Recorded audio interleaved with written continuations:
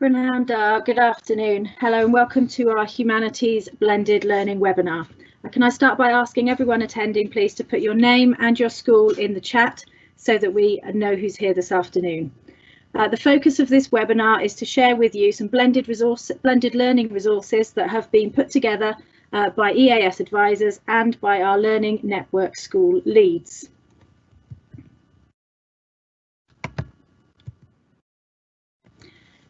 EAS has produced a Google site that's housed on our EAS part of the Hub network, which is called Thinqi, and this site has been developed to enable us to share blended learning resources with schools across the region. The site is being updated regularly, so please check back over the next few days and weeks as additional resources are being uploaded on a regular basis. The site's been developed in response to school requests for blended learning resources to support them through this time of the coronavirus crisis. Schools have requested that there are resources made available to support their teaching and learning. The site includes guidance, the current up-to-date guidance from Welsh Government and from EAS about blended and distance learning. It also includes help downloading resources and guidance on how to use and adapt some of these resources. The Humanities part of the blended learning website has been divided into primary and secondary, and the resources are housed behind each of these tabs. It should be noted though that many of the secondary resources could easily be adapted and updated for primary settings, and also vice versa. As part of the thinking behind the resources, we've considered the ways to plan for blended learning. We've tried to make sure that the resources could be used in person, with paper, through digital methods, or could be delivered virtually using a range of digital tools. And if you'd like any support with any of the digital tools that are referenced in the guidance or in the resources, please do get in touch. Also, in developing these blended learning resources, we've considered the purposes, vision and ethos of the Curriculum for Wales. The Curriculum for Wales proposes a very broad definition of what a curriculum is, and that includes everything that a learner experiences in pursuit of the realisation of the 4 purposes. The curriculum encourages schools and practitioners to reflect on the how, what and the why of curriculum. And throughout the resources, you'll see reference to how these blended learning resources support the realisation of the 4 purposes. This consideration of the curriculum when developing these resources has also included the wider questions of curriculum linked to the vision for the curriculum, and this includes the cross-cutting elements, progression, assessment and pedagogy. And the resources that have been produced and are being shared on our site support the development of the new curriculum and includes development of cross-curricular and integral skills. On the website, you'll see that there are resources for all of the areas of learning and experience.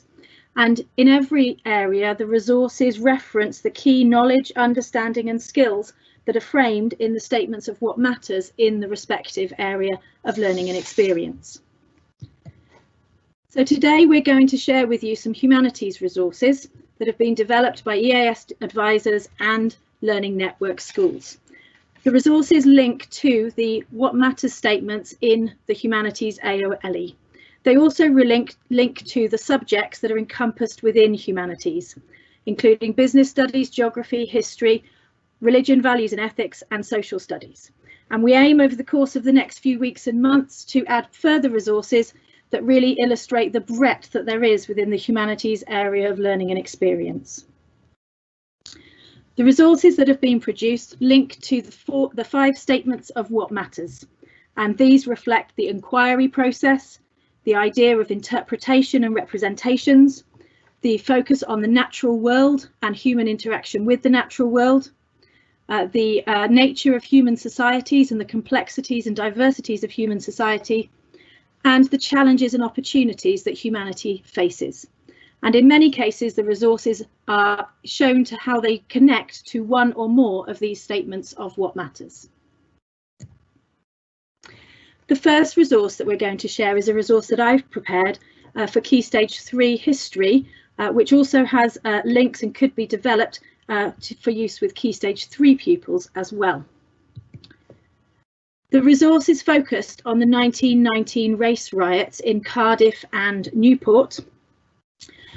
These race riots are a very significant event in history, but is rarely covered on our curriculum in schools at present. This unit of work, this set of resources, are most closely linked to the 4th statement of what matters in humanities, which focuses on the complex and diverse natures of societies. And that statement of what matters encourages a focus on the ideas of diversity, community, belonging and identity. So hopefully you're able to see how the race riots would fit in very well into the learning that would be encompassed within that statement of what matters. The new curriculum also encourages a focus on seeing contemporary society through a historic lens, which this series of resources would also help support. The guidance for the new curriculum also encourages curriculums to focus on the history of groups that have been traditionally underrepresented. And again, this unit of work would contribute to that.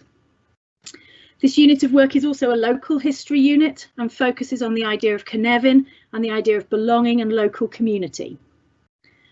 The topic of the race riots could be incorporated into broader units or themes. If you wanted to do a unit on peace and conflict, for example, or migration, the 1919 race riots could easily be encompassed within those wider or broader concept-based units. In developing this resource or this set of resources, I've referenced the Education Endowment Foundation's home learning guidance. They suggest that home learning should use several phases in the approach and in the planning. These include activating learning, explaining, practicing, reflecting and reviewing. And in the resource, in the teacher guidance, I've explained the different areas in which you can develop those sections. The resource is divided into 3 learning episodes. The learning episodes are probably slightly more than one lesson. The first learning episode focuses on what happened in 1919. It starts with an opportunity for flipped learning using an alt history film from the BBC, focusing on the 1919 race riots across the whole of the UK. That's then followed by some live instruction, which could be done live in class or live online. And that period of instruction would be a time to develop the success criteria and learning intentions for this unit, provide the wider perspective of how this unit fits into other learning, and also to give the learners some information and explanation about what actually happened in these race riots. That's then followed up by some independent or potentially collaborative learner research about the 1919 riots, and there is actually quite a good deal of information online about this event. There's then a range of flexible opportunities for learners to present their research, and I've suggested things like annotated maps or potentially podcasts for learners to show their learning about what happened in 1919. The second learning episode focuses on the causes of the events in 1919, and this series of work focuses at the beginning on independent research that leads to some collaborative discussion. Okay, there is a potential for a great deal of home or school-based research on the causes of this period of rioting. The learners are then encouraged to produce a collaborative causation diagram. This could be an online mind map, or it could be an online web of causation diagram. And then these are presented to the class either live in class or virtually online for the class to discuss the different causes of 1919 riots. They could then prioritise the causes, or they could try and connect and explain links between the causes. Then finally, the third learning episode focuses more on the idea of significance of the riots and whether the riots should be remembered, and if so, how. And again, there's opportunity here for flipped learning. Learners would be encouraged before this period of learning to investigate the recent media articles about the Thomas Picton statue in Cardiff. There's also been recent media articles about the post boxes that have been painted black to commemorate Black History Month, which is in October. Following that initial investigation, there would then be a class discussion, which again could be held live in class or live online, about the significance of the event. And I've developed a PowerPoint to help support you in that explanation. There's then followed a oracy presentation where the learners present their views about how this period in history, these race riots, should be commemorated. And really this third episode, learning episode, focuses a lot on this idea really, that actually what a society chooses to commemorate is actually quite important, and what a society chooses not to commemorate does tend to lead to sections of the community or events being rather invisible and not known about. The 1919 race riots perhaps are an example of something that's been very rarely taught in school and that very few people know about. The third learning episode also focuses on the idea of how we should memorialise or commemorate events and people in the past. So, for example, in our local community, these three are in Cardiff, there are statues to prominent sports figures and also prominent members of the nobility who contributed significant amounts of money to the development of Cardiff. However, there's not any memorial or blue plaque or anything to commemorate the victims of the 1919 race riots, in which 3 people died. So this third learning episode is a real opportunity to investigate issues linked with how we commemorate the past and which events and people are awarded and remembered through memorials and statues. So Paula, are there any comments or questions in the chat from any of the people who are here today? No, there are no questions at the moment. Okay, no problem. Thank you very much, Paula. So that's it from me in terms of the first resource. I'm now going to hand over to you, Paula, for you to describe your resource. Thank you, Nicky. Good afternoon, everybody. Sorry. Oh, hang on, back.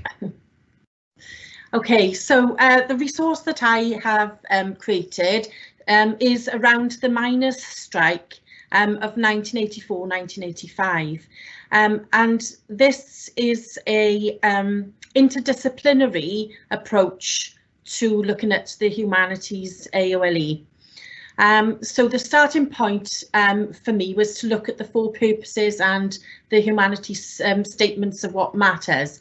And I have pulled out some of the phrases within the humanities what matters statements to show you just how many of them can be addressed within one sequence of learning.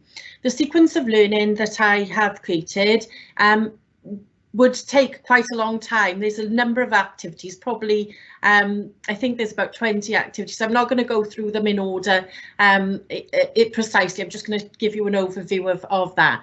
It is centred around the concept of equality and the concept of social action, which is the 5th of the what matters, the statements. So as you can see, in the 4 purposes, all of these things that we're asking our learners to work towards or to realise in their education can be linked in with this. This is an inquiry. That is the first of the what matters statements, and it is it will require learners to look at individual as well as collective research, and they're going to be working together towards a collective project or presentation. And so I think that inquiry and that individual research and them asking their own questions is really going to engage or enthuse them, and that's then where you're going to see your progression. Progression in the humanities is not something that you can tick off on a tick box. It is something that you work towards over a significant period of time, and this is just going to be one little bit of that jigsaw puzzle that will help them to achieve their four purposes by the time they reach the age of 15 or in those progression steps. This is a Key Stage 3 resource, and oh, I keep clicking twice. Sorry. So the idea behind it, or what they've been working towards, is to be working in groups of 4 to produce collaboratively either a newspaper or magazine article, a news report, a PowerPoint presentation, webinar presentation, a blog or project, and the steps towards that final project are set out within the resource.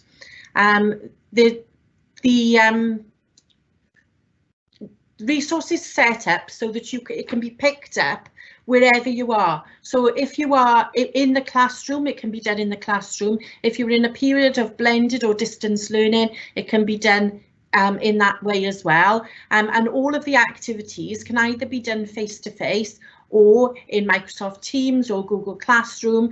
So I wanted it to be a very sort of flexible resource for people.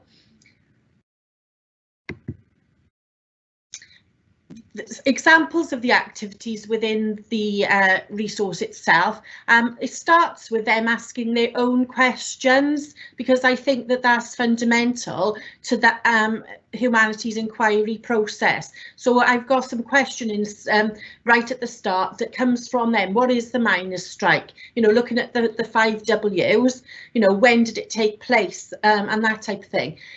Also within the resource, there is a section which teaches them to take notes using the Cornell note-taking session, and that can be done. You know, you could put a voiceover over that if you want to, you know, adapt the resource yourself. But there are slides there showing them how to take Cornell notes, and they will be expected to take those notes right the way through the process. There are interviewing eyewitnesses, a task on that, preparing a presentation. There are comprehension tasks where they've been given an account from an eyewitness at the time, and then there are questions to answer on that. There are lots of discussion opportunities within there, and again, that can take place physically in the classroom or via you know, an internet platform. There's lots of resources, suggested resources, as well as opportunities to find their own resources. There are video clips in there, BBC clips, clips from YouTube. There are newspaper articles for them to explore, and there are even websites belonging to miners' institutes for them to explore and find out about the history of the miners' institutes within South Wales particularly, but this is a UK, obviously, event, past event, and there are lots of extended writing opportunities and opportunities for reflection and self-evaluation within the resource.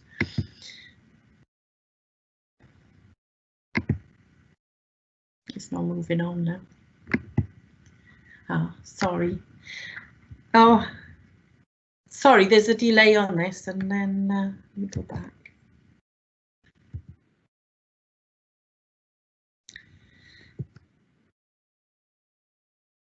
So, as I've said, this is a collaborative and individual inquiry through blended learning.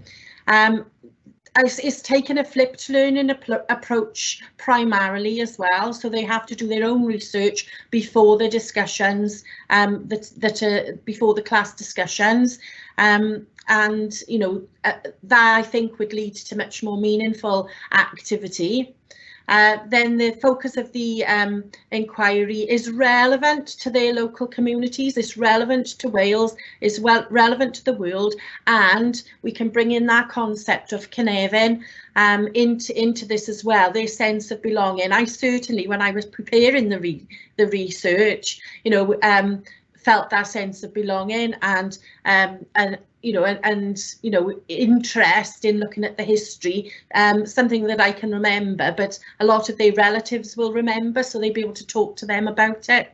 Then there's a focus on communication. There's lots of support in this resource for literacy, and speaking and listening, writing are taught and modelled within this resource. I think I've said that, so I'll carry on. I've just put this slide in. This is a slide from the actual resource, showing you the opportunities that are within this scheme of within this sequence of learning, looking at developing oracy and reading, speaking, writing, listening, and the importance of that. There are links in there as well to some literacy guidance from EAS. At the end of the project then is giving the learners an opportunity to think about how they have researched, what kinds of resources they've looked at, whether or not they were, you know, what were their validity, were they biased resources, that kind of thing, and with the presentation that they make, then what is the purpose of the presentation? How do they understand their audience? Design, you know, what were their visual aids like, so they can really reflect on and grow from this process, which is all about, you know, formative and summative assessment methodology being used in this. How have they engaged with their audience? How confident were they? Just to show you that this is interdisciplinary approach. From social studies, we've explored concepts like class, gender, racial and sexual inequality, equality linked to the miners' strike. There's information there on how beliefs affected the communities, and an account from a minister of one of the local chapels there. In terms of business studies, you can bring in, you know, what are the consequences of the miners' strike for the economy, for instance. Obviously history there, but what can we learn about our history? What can we learn about our country and community from its history? What are the effects upon you know, the past events have had upon today's communities? And obviously with geography, you could expand it and look at, you know, why did Wales have a big coal mining community? You know, what was it about the landscape, for instance, that developed, you know, that brought people to Wales, and what's happened since? What's happened to the demographic? What's happened to the community since the miners' strike? Right, thank you very much, Paula. I really appreciate that. I've had a quick look and there aren't any comments or questions in the chat or in the Q&A function. If anybody here would like to ask any questions about the resources or about where you can find the resources, or if you've got any other comments to make about resources you would like us to develop and investigate, please feel free to put it into the chat. I'm now going to hand over to Charlotte Vaux, who's head of humanities at Newbridge High School. They are one of our learning network schools, and Charlotte has developed a resource for Key Stage 3 geography. Thank you, Nikki. So I'm just going to talk through what our approach has been to creating a blended learning unit of work within the geography department. The unit of work which has been developed, is for Key Stage 3. We currently teach it to Year 7, but it could easily be used with Year 8 as well. It was an existing unit of work that we have adapted to facilitate whether we would have supply teachers working within the department, whether the children are home learning, to basically try and have all bases covered in these unpredictable times that we're currently working in. It's based on the station rotation model, so it's designed to be a mixture of face-to-face learning, direct teacher instruction, or home-based with collaboration and individual work. The learning itself is split into 3 learning episodes. When designing it, we tried to follow a very similar structure to what the learners are used to within school, within the classroom, so that even if they're working from home, it's very familiar to them, and that gives them that confidence to approach the activities. Here we go. Okay, so I'm just going to talk through what's included in each of those learning episodes and then how I've adapted those to support whether it's face-to-face instruction or home learning. The first learning episode is very much focused on pupils gaining a really in-depth understanding of what indicators of development are and what development is like in Kenya. So like our lessons within the classroom, we begin with activating the learning, and at the opening they're studying a series of photographs. This could be done as a discussion face-to-face in the classroom. It could be done via Google Meet if they were working at home. Pupils could edit on the slides, and what we've been conscious of on each of the slides, that if pupils wanted to respond electronically straight away, that's available there for them. They then start beginning asking questions. So they develop questions again, which could take place via discussion on how do we decide whether a country is rich or poor. But there's one rule: they're not allowed to ask any questions with regards to money. We've then introduced development indicators to them, and there's a mix and match activity, and there's some other smaller activities which build up to them writing a detailed description about the level of development within Kenya and then comparing it with development indicators for the UK. And again, we've provided options for them to edit on the slides directly, or it could be done in their exercise books, or the slides could be printed off, depending how we need to work at that particular time. The plenary in learning episode 1 then starts getting them ready for learning episode 2, where they have a little decision making exercise and they need to rank order different levels of different development indicators and justify which issue they think is the biggest issue and which one needs the greatest support in terms of improving levels of development in Kenya. Learning episode 2, they should now have a very detailed understanding of Kenya and what its level of development is like. So learning episode 2 is about introducing strategies to improve levels of development. Again, to activate that learning, photographs are used where they try to puzzle out how the 4 photographs are linked. It's quite tricky because it's not, we were trying to create a challenging lesson to engage them. And it takes a little bit of thinking for how the 4 different options could or make an income for Kenya. It's part of a decision-making exercise. So information has been provided on each of the 4 options. It's a very literacy-rich activity where the pupils will skim and scan the information, pulling out both good and bad points of each of the 4 options. We've provided a template for them to complete the good and bad points of each option on, and an example, because we really need them explaining and developing their points. An example of that has been provided for one of the options. At the end of the lesson, after evaluating all 4 options, we then want them to develop their opinion as to which option they really feel would be the best to improve development in Kenya.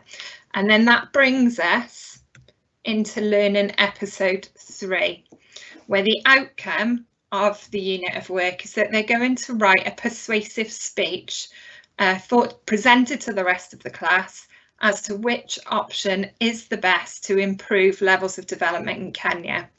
Again, we've used a learning journey, which is a series of different photographs which they could discuss either in the class or via Microsoft Teams or Google Meet.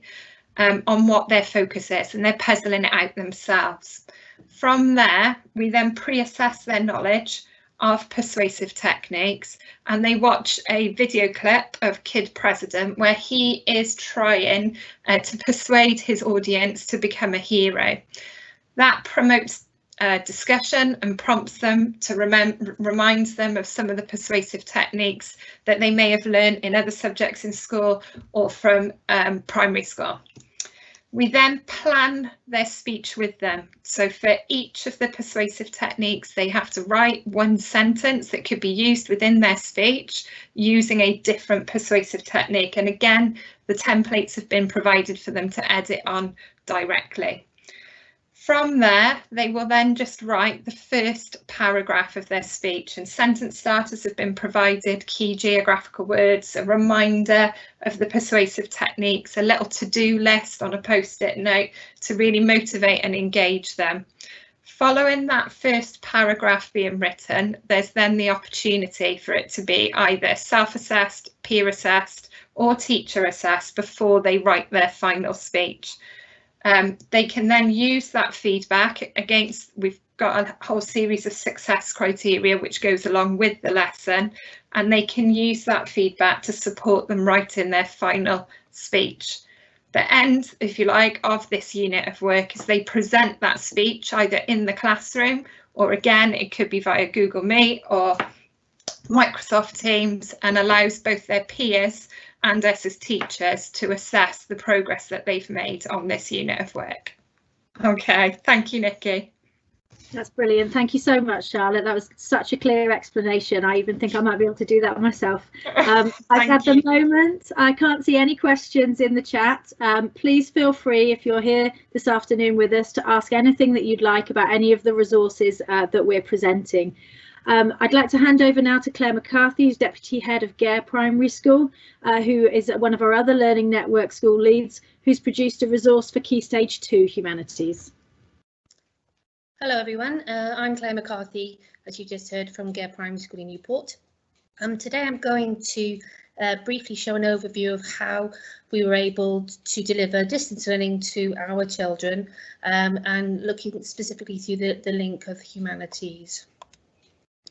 Okay, so I'm going to give an example now of, it was a Year 3-4 project that they were working on, Women Who Changed the World.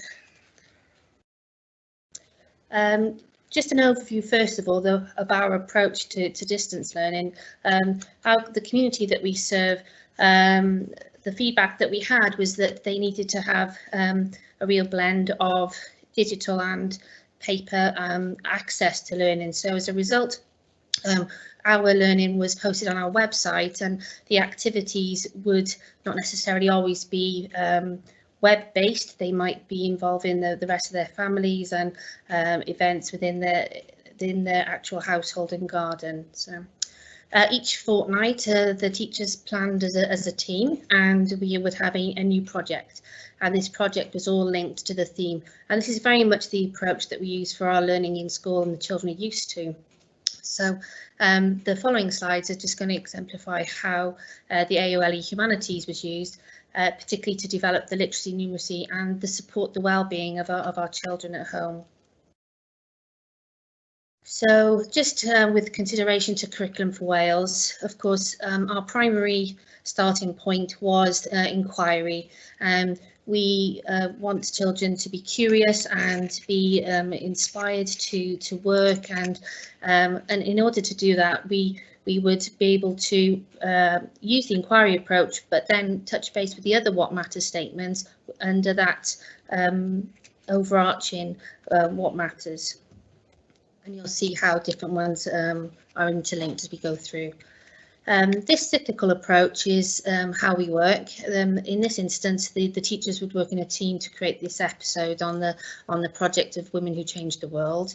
As a team, they would share their learning to ensure that there was a breadth of coverage and a range of activities for children, to ensure that there was that variety for the younger children. As I said earlier, the activities were shared through the school website, and then families were encouraged to engage and share their learning via Hub. But in some instances, they didn't, but we would then receive other emails and tweets and information, and we would just celebrate different events as and how we receive them. So we do actually celebrate all our work using Twitter within our school, and that was very, very well received by the parents and the community throughout the lockdown period that we experienced, to see that their children's learning was on still high agenda. And those children who were able to share work through Hub were able to be given individual feedback from the teachers with regards to the things that they shared. So this feedback process from the children who were able to submit work, but also from the regular phone calls that we were making to families, some on a weekly basis, some fortnightly, to just collect information on well-being, but also on engagement levels with their learning and what went well and what had high impact, so that we could use those strategies and ideas and other themes and projects for the best fit for the children. So Women Who Changed the World, they started off by actually looking at Coco Chanel, so something that was completely new to the children. And you'll see from the information on the slide, and this PowerPoint can be used as a resource, that there was a strong link to the literacy. The children were encouraged to create story maps from the research that they undertook about Coco Chanel. But then we were also able to bring in humanities and particularly history by looking at creating timelines and that research element of humanities. We were able to go then another step further, and family and community engagement is, very high priority in schools, and in order for our children to be able to engage successfully, we do definitely need the support of parents. And so we would encourage in many of the activities parent engagement, parent support, grandparent engagement, grandparent support, but not on maybe an academic level.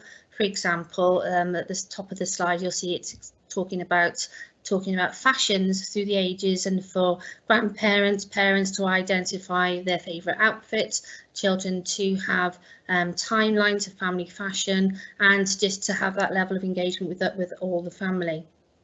It then follows on to how we would link development of skills, such as here there was fashion weeks, and each of the fashion weeks are labelled with their city, and so for the children to recognise where those cities are actually based and where those countries are actually based, and to bring in that element of learning. Again, and you can see this little picture here is somebody who'd created a map to look at the continents, and they sent that into Twitter. But as I've tried to reinforce, well-being ultimately is the guide for the children to be able to produce work, and we would in each occasion consider how we could bring in an element. And in italics at the bottom there, you can see, why don't you and your family put on a fashion show and use it as an excuse to dress up in your best outfit? It's not humanities, I know that, but it's an important part of engaging the family with the learning and for the children to value what they're doing. There's a website there as well, should you want to look for further information. That website was made available to the children as well. They also, during this project, looked at Amelia Earhart, and as well as the very strong links with science and technology, looking at aerodynamics and different things linked with flying. We also brought in humanities into this project, and you can see here there's a Google Maps image where the children were asked to consider how to produce an aerial picture to look at how their location is viewed from above, and for them to be able to recognise where they live in comparison to where they would go into school. As well as lots of research, we are also giving the children within each of the activities opportunities to develop knowledge, and here is just a straightforward true or false for children to consider their prior learning and then also research anything where there was maybe gaps in their learning. And also looking at bringing in very different dimensions into the humanities, whereby considering females on money and banknotes, and for them to be able to look at that resource at home, as in i.e. money, and then just be curious about who are the people on the banknotes, why are these women here, what have they done to make a difference. And then the children were asked to then create a banknote based on a woman who changed history. And so the information that they've been gathering over the week, some of them used Coco Chanel or Amelia Earhart, or some of them actually went in to find other women to create their banknotes. So to sum it up, really, the reason that we looked at women who changed the world, we had done some prior learning with a specific focus on Wales in class, and there'd been really high engagement and learning from the children based on the Laura Ashley project, and they really love learning about Dame Shirley Bassey. They absolutely, every time I see it, it's really, the engagement level there is excellent. But it's looking at where we can take these ideas further. There's around the corner from our school here in the Gaer, there's actually a blue plaque with Lady Rhondda recognised with her role with the suffragettes. And another aspect which we haven't done yet, but we definitely could do and will do, is to consider how her role in the suffragette movement and the impact that had, and the rich opportunities you get to develop your literacy links, for example, using texts such as The Day the Crayons Quit by Oliver Jeffers, just to look at democracy and other areas of the humanities from the children at the lower key stage 2 viewpoint. And I can assure you that year 3 children were able to question whether or not the Tory party were going to stick to their manifesto recently. So that was a really, really powerful and interesting discussion to have with the children.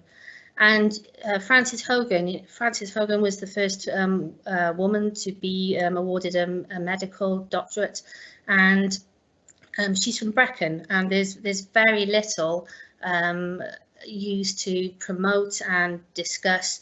So I've just popped on there a website.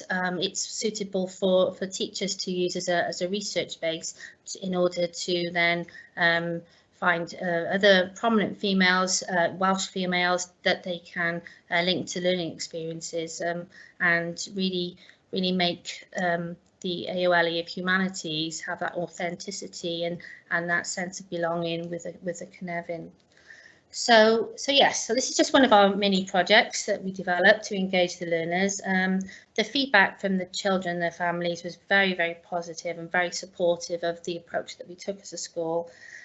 We continue to work in a thematic approach now that we're back in school, and should we need to look at distance learning and blended learning, and we know that we have these resources that can support them, and hopefully they'll be of some use to other schools too.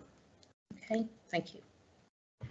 Thank you so much, Claire. That was a lovely explanation. It's wonderful to see how, again, women are another underrepresented group in the study of history, aren't they? And it's so good to see how you're exploring the local area to be able to connect to that as well. So that's a brilliant example. Thank you very much. Paula, are there any questions or comments in the chat? There are no questions in the chat, but I've really enjoyed all the presentations today. And it's when you take this approach, it's surprising how sort of things come off one another and the directions that you go in. And I was just thinking that someone that I know, a friend of the family, was the first female head teacher in Wales. So, you know, and I was thinking, oh, that would be a good something to look at, you know, so it just grows and mushrooms all the time when you take this approach to learning. So thanks anyway. That's brilliant. Thank you, Paula. Finally, I've just got to share one resource that's been prepared by one of our other learning network schools, Garnteg Primary. Unfortunately, they're not able to be with us this afternoon, but the resources that they've prepared are on the Google site that I highlighted to you at the start. And all of the resources that have been shown to you today are either already on that site or they will be very shortly. They're also currently being translated. and so Welsh language versions will be available very soon. Garnteg Primary have got two resources. The first is about Formula One. This started as a STEM project looking at developing and designing Formula One model cars, but there are elements of humanities within it in terms of looking at the impact of Formula One on the local economy and on the geography of the local area. They've also produced a history project looking at World War II and looking at a crash of an aircraft in the local area close to their school in the Second World War, and then they've expanded that into more of a local history project and looking at a range of different local history events and people. Both of those two resources are available on the Google site for you to see and investigate and download and adapt and use as suits you. So we do hope that you've had some useful information today. Paula, are there any further questions or comments in the chat? No, no comments in the chat. No problem. Oh, hang on, so, let me just check. Oh, there's just a couple of comments. Really love these ideas. Thanks so much for sharing. Oh, brilliant. So that was the aim of today, really, is to try and say that we've been trying to produce these resources to support schools, not only to support you with blended learning and to support you with the different ways that you can plan and develop resources as part of your blended learning, but we've also tried to produce them as a way of demonstrating the approach of looking at the curriculum for Wales as you're developing your curriculum materials. So can I, on behalf of EAS, please thank all of our Learning Network schools who've contributed to these resources and who will over the next few weeks also be contributing further resources. Basleg School is our final Learning Network school lead, and they're currently producing a set of resources that will be uploaded onto the website in the near future. So on behalf of EAS, thank you to all four of our Humanities Learning Network school leads for their hard work and their willingness to share some of their excellent resources with everybody in the region. Now, if you do want to access these resources, there is a link there to the site. If you go onto the Thinqi part of Hub and just search for blended learning, you'll be able to get to this site as well. If you have any questions or anything that you'd like to ask, that's my email address and also Paula's email address at EAS. We have 4 Learning Network schools, and you have myself and Paula available to support schools with humanities all across the region. And we'd be very pleased to hear from you if there's anything that we can do to support you or to provide anything for you that you may need. So thank you very much for coming today. It's been a pleasure to be with you. Thank you. Bye-bye.